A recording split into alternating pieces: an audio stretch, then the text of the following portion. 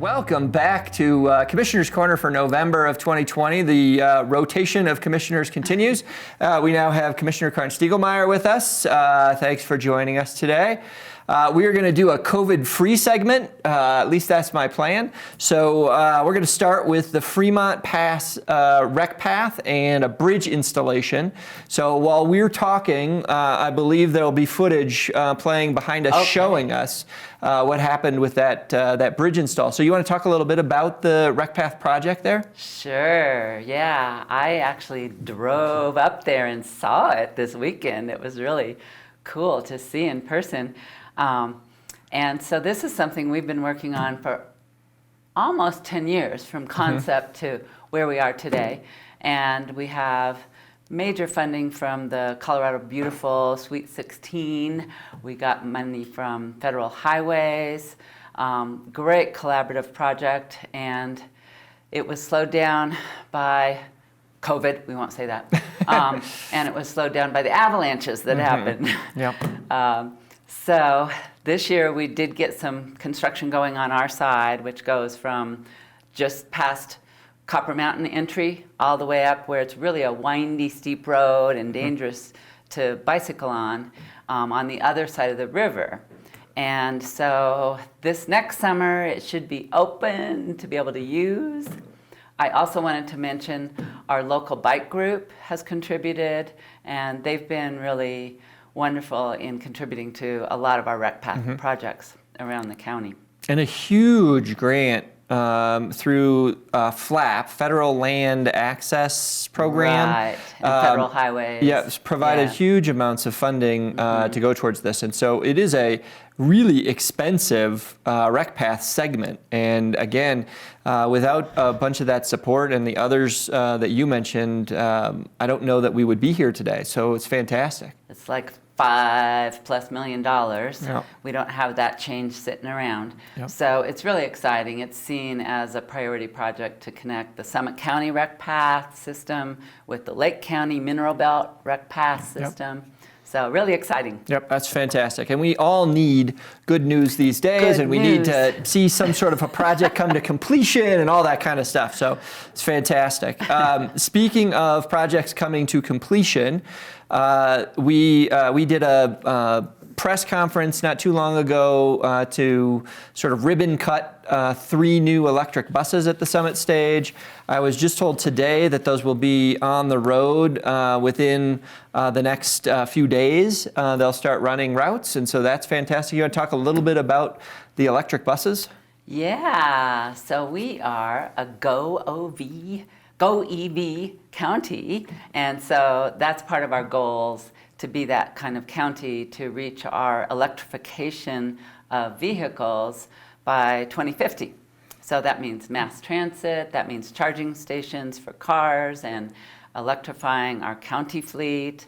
And so this was really exciting to have these buses up and ready to go.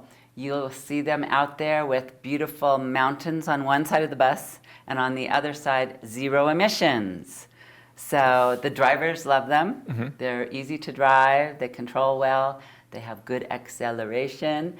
So we're really excited to get them out there. Yeah, it's really cool. And you're, both of us are now also members of the Electric Vehicle Club. So you've been one for a while, either a hybrid or now a full electric. And I now have a fully electric car as well. And I think, to your point, the acceleration is incredible. And so I really enjoy driving it just for that reason. And I haven't gotten any tickets yet. I don't think you can say the same. From what I understand. But the other thing that's really important with regards to the electric buses and our fleet, when we did the Climate Action Plan study, one of the biggest areas where we have the ability to make some impacts really is around transportation and around fleets, moving them from diesel or gas vehicles to electric, right? Right, and there's no emissions. Another huge benefit that Scott and I know well is they are quiet. Our cars are so quiet you can sneak up on a moose, but the buses do make some other noises with the air ventilation, etc. So you'll hear them, but not the usual sound. Yep. Yeah, and they're very nice. They are Proterra buses is the name of the manufacturer, and we're in line for at least one more coming in the next year, and we'll continue to try as we replace our bus fleet, try to be able to replace them with electric vehicles. And we'll have to continue to do some upgrades on the facility to be able to accommodate all the charging needs that they have. But over time, I forget what the owner of Proterra told us, but there was a significant cost savings over the life of the bus, several $100,000 in overall savings based on the lack of parts that you have to replace, as well as the cost of electricity versus the cost of diesel fuel. So we think it's a great financial investment to make as well. Yeah, there isn't all that oil changes and all those things that you have to do with other non-electric engines, and so they're really cheap to maintain. Yep. Yeah, a whole lot less moving parts. All right, so we're going to move from those things to fire restrictions. So we've seen a historically frightening wildfire season in Colorado. We've been fortunate in Summit County. We've had some very small wildfire occurrences, but they've been kept under control very quickly. Our neighbor to the north, Grand County, has not been so fortunate, and we certainly could find ourselves in that same kind of a situation. So, Karn, why don't you talk a little bit about what we've done over the years around fire restrictions and what we're going to continue to do working with our partners?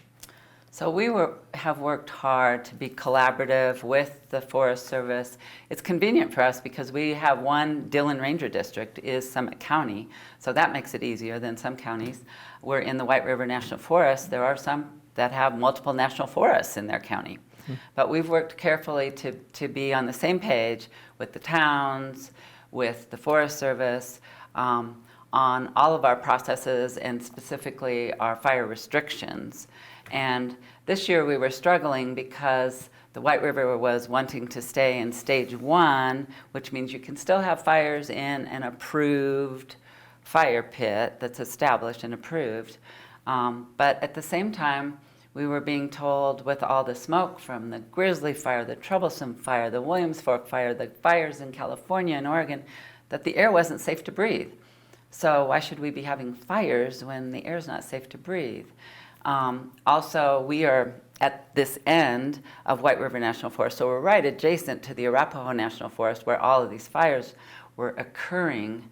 3 of the biggest fires in the history of Colorado, and there was one night that everybody knows about, the Troublesome Fire blew up and burned 100,000 acres in a matter of a few hours. And so that was when we were still in stage 1, where you could still have a fire, and that didn't make sense. But it was October. We're not supposed to have fires in October, but October 2020 and moving forward is not going to be the old Octobers. So there are a lot of things we need to rethink and get back with the Forest Service and all of our other partners and discuss what really makes sense moving forward. And there will also be a lot of discussions at the state level, the Wildfire Commission, at the federal level. Senator Bennett is looking at some funding to help these communities that have suffered this last summer and all of the restoration that's needed, the costs. And so there's going to be discussion at the federal level also about the billions of dollars that are being spent on fighting fires and what do we need to do moving forward, because climate change is here. Yep. We're going to be seeing these same kinds of fire seasons in the future. Yeah, it's scary, and to your point, we've been working with the Forest Service and our local partners for a long time. We have made changes to sort of the criteria that you use to move in and out of the different stage restrictions. We've built in sort of a year-round level of restriction within Summit County, which is beyond what a lot of our neighboring communities have done.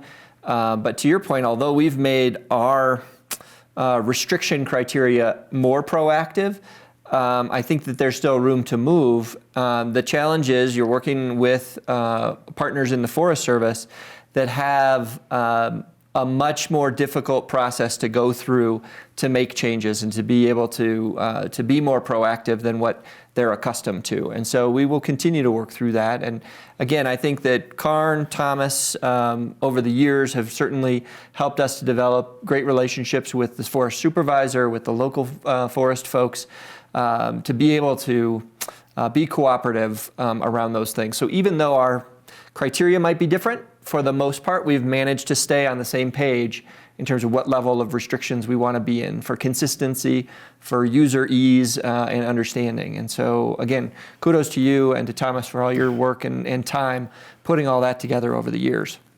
Yeah, some of the points we've made are we're unique.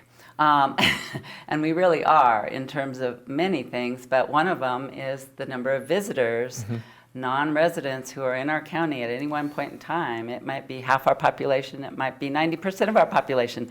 And so those people don't necessarily know how to work with fire. That's a really big deal for Summit County.